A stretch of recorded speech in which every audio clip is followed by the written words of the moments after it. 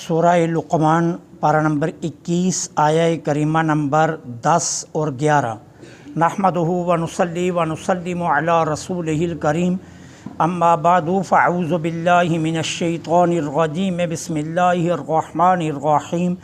خلق السماوات بغیر عمد ترونہا والقی فی الارض رواسی ان تمید بکم وبث فیہا من کل دابہ وانزلنا من السماء ماء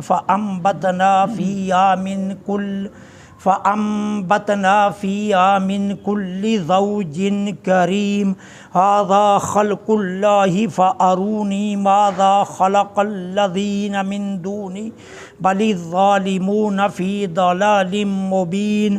صدق اللہ العظیم۔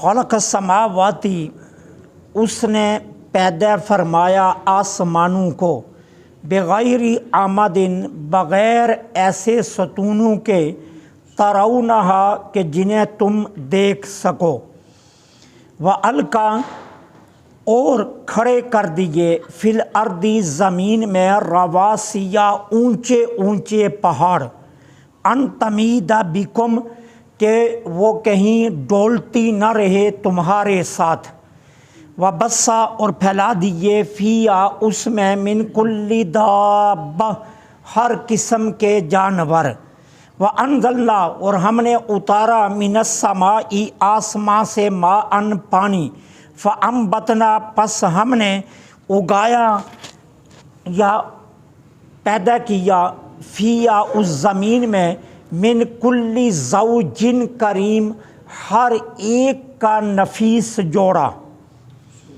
ھذا خلق اللہ، یہ ہے اللہ کی تخلیق، فارونی پس دکھاؤ مجھے، ماذا خلق الذین من دونی کیا پیدا کیا اوروں نے اس کے سوا، بل الظالمون بلکہ یہ ظالم لوگ، فی ضلال مبین کھلی گمراہی میں ہیں۔ اللہ جل سبحانہ و تعالی نے اس سے پہلی آیا کے اختتام پر فرمایا تھا کہ وہ سب پر غالب ہے اور بڑا دانا ہے۔ اب اللہ تعالیٰ کے غالب اور دانا ہونے پر دلیل دی جا رہی ہے۔ اب خلق السماوات بغیر عمد ترونہا، ان الفاظوں کے دو معنی ہیں۔ ایک معنی تو یہ ہے کہ اللہ نے آسمانوں کو بغیر ستونوں کے پیدا کیا، اور تم مشاہدہ کرتے ہو کہ یہ نظام افلاک بغیر کسی ستون کے کھڑا ہے۔ اور دوسرا معنی کیا ہے؟ دوسرا معنی یہ ہے کہ اللہ نے آسمانوں کو ایسے ستونوں پر کھڑا کیا ہوا ہے کہ جو تمہیں دکھائی نہیں دیتے۔ اب امام فخر الدین رازی علیہ الرحمہ دونوں معنی لکھنے کے بعد کیا فرماتے ہیں؟ فَهِيَ قُدْرَةُ اللَّهِ وَإِرَادَتِهِ، کہ یہ اللہ کی قدرت اور اس کے ارادے کے سہارے عالم افلاک، اس میں ہزاروں روشن ستارے، اس کی بے کراں وسعتیں، اور اس کی یہ بلندی جو قائم دائم ہے، یہ اللہ کی قدرت اور اس کے ارادے سے ہے۔ اب سائنس اپنی اصطلاح میں اسے جو مرضی زبان دیتی رہے، وہ جذب اور کشش کا نام دے دے، یا وقت گزرنے کے ساتھ اپنی اصطلاح کی بنیاد پر کوئی نام اور رکھ دے، حالات کے بدلتے ہوئے زاویوں پر سائنس جو مرضی کہتی رہے کہ یہ جذب و کشش ہے یا کوئی اور معاملہ ہے، لیکن حقیقت یہی ہے کہ آسمان اپنی ساری عظمتوں اور ساری پیچیدگیوں سمیت ہمارے رب کی قدرت کا مظہر ہے۔ یہ اس کی قدرت کاملہ کا مظہر ہے۔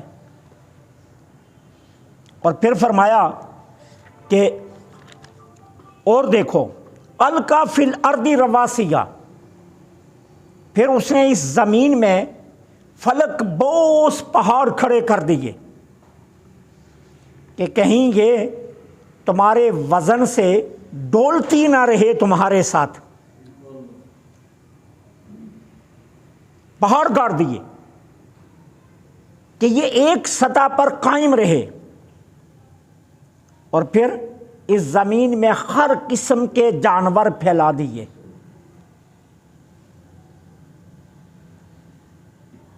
اب کہا یہ رہا ہے کہ آسمان کا یہ وسیع اور عریض گنبد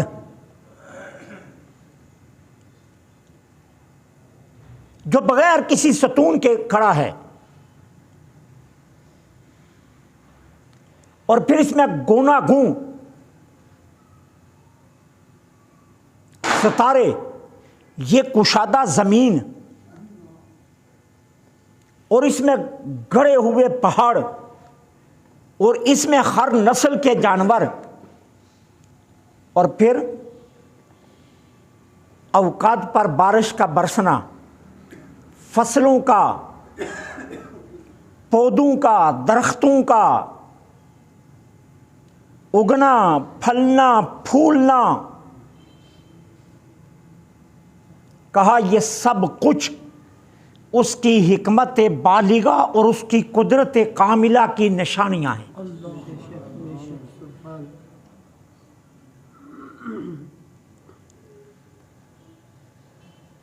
ارے بتوں کو پوجنے والوں، بتوں کو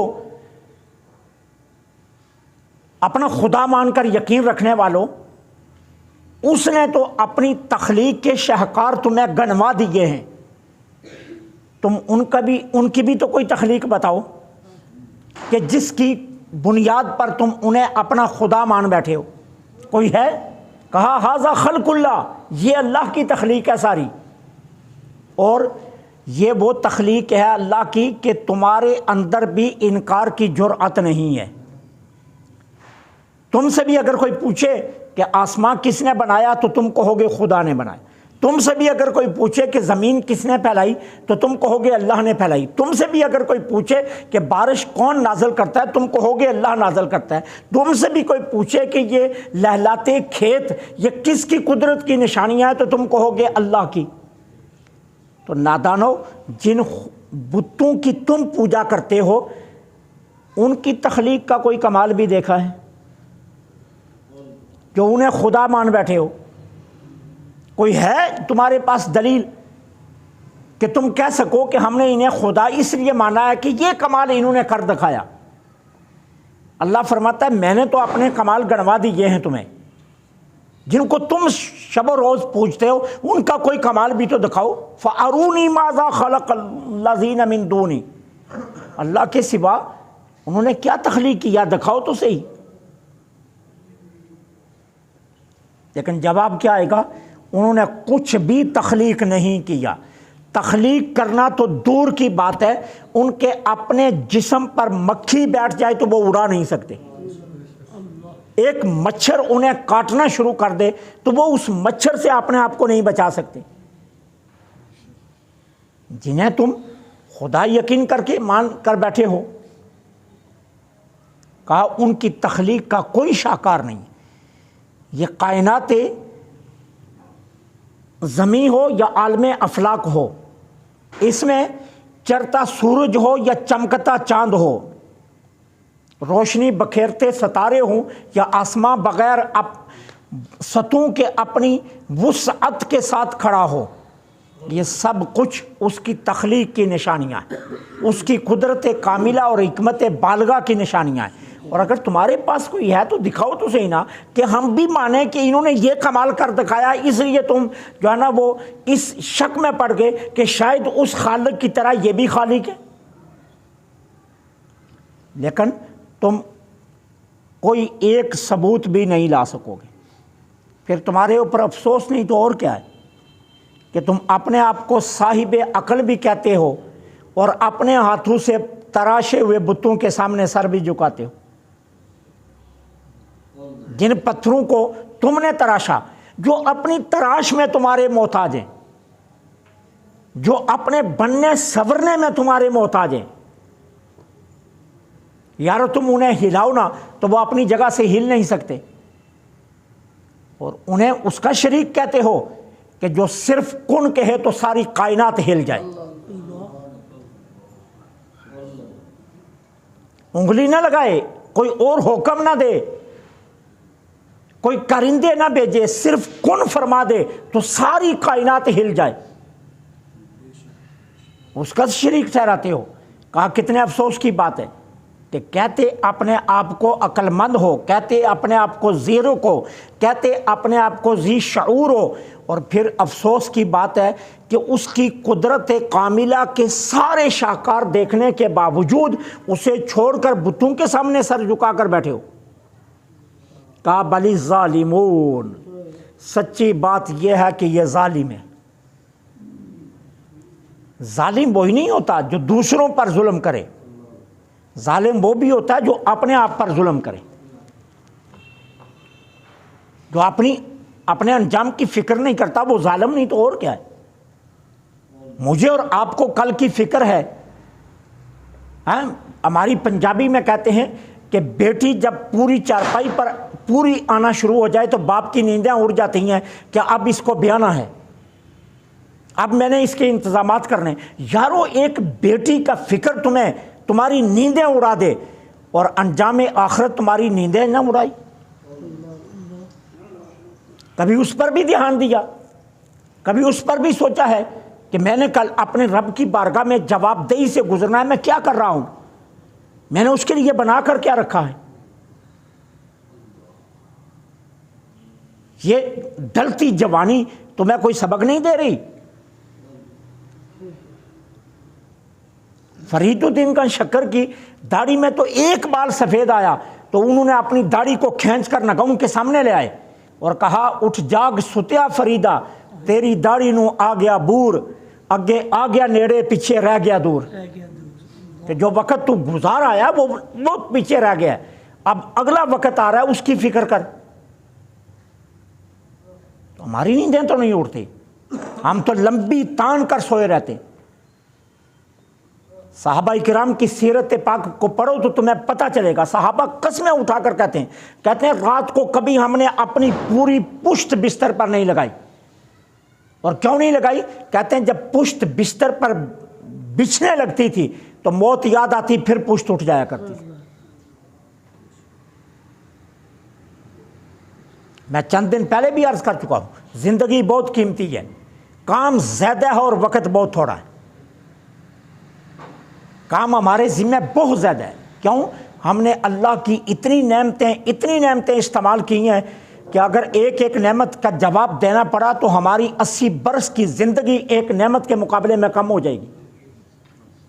پھر ہم کیا جواب دیں گے؟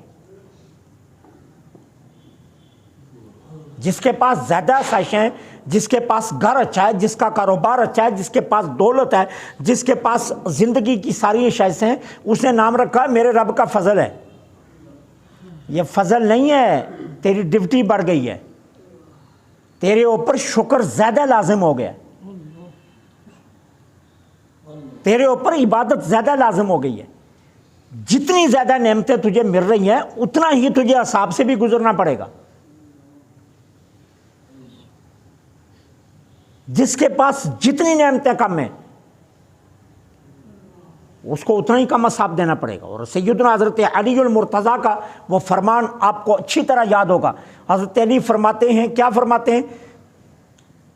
جتنا کم رزق تمہارے پاس ہے یا جتنی کم روزی پر تم خوش ہوگے، اللہ قیامت کے دن تمہارے کم عمل پر خوش ہو جائے گا.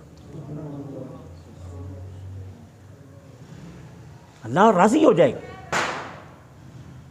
اور ہم نے اس کا نام فضل رکھ کر ہم اس دور میں مزید آگے جانے کی کوشش کرتے ہیں. کیوں؟ ہم سمجھتے ہیں فضل کے دروازے کھل گئے، آج کل میرا سوتر مہنگا ہو رہا ہے، آج کل میرا تانا بانا مہنگا ہو رہا ہے، آج کل میری لومیں بہت چل رہی ہیں، آج کل مجھے پارٹیاں بڑی مل رہی ہیں. کیوں؟ فضل کے دروازے میرے لیے کھل گئے. یہ فضل کے دروازے نہیں ہیں، یہ آزمائشوں کے دروازے کھلے. اللہ دیکھنا چاہتا ہے کہ اتنی نعمتوں کے بعد تو شکر کتنا کرتا ہے. میرے آقا نے یوں تو نہیں فرمایا کہ غربا عمرا سے 500 سال پہلے جنت میں چلے جائیں گے. کیوں؟ اصحاب کم ہوگا نا، اصحاب کم ہوگا. وہ دنیا میں کم روزی پر راضی ہو گئے، اللہ قیامت کے دن کم عمل پر راضی ہو کر انہیں فوراً بھیج دے گا. جنہوں نے صبح و شام ایک ہی رٹ رکھی ہے، اللہ کاروبار اور بڑھ جائے، اللہ اور بڑھ جائے، اللہ اور بڑھ جائے. اب موٹر سائیکل سے میں کار پر جانا چاہیے، کار سے اس سے اچھی کار پر جانا چاہیے، 2.5 مرلے سے 5، 5 سے 10، 10 سے پھر کسی عالی شان کالونی میں مجھے پہنچنا چاہیے. جن کی جستجو یہ لگتی ہے، پھر کیا ہے، اللہ بھی قیامت کے دن پھر یہ سب کچھ دے کر ایک ایک کا حساب پوچھے گا. بندے تو نے مانگا میں نے دے دیا، اب مجھے بتا تو نے کیا شکر ادا کیا. تو مانگتا تھا نا، میں دیتا گیا، اب تو بتا کہ تو نے شکر کیا ادا کیا. تو اس لیے ظالم وہی نہیں ہے جو دوسروں پر ظلم کرے، ظالم وہ بھی ہے جو اپنے آپ پر ظلم کرے، جو اپنی زندگی کے قیمتی لمحات ضائع کر دے، جو اللہ کی یاد سے غافل رہے، جو نماز سے غافل رہے، جو رزق حلال سے غافل رہے، جو اپنی زبان اپنی نگاہ کی حفاظت نہ کرے، جو اپنے جو ہے نا زندگی کے بارے میں فکر مند نہ ہو، جو اپنے انجام کا فکر مند نہ ہو، وہ بھی ظالم ہے. تو کہا بلی ظالمون، بلکہ یہ ظالم لوگ ہیں جو کیا ہیں، فی ضلال مبین، کھلی گمراہی میں پڑے ہوئے ہیں. اللہ سے دعا ہے اللہ حق کہنے، حق سننے، حق پر عمل کی توفیق عطا فرمائے. وما علینا الا البلاغ.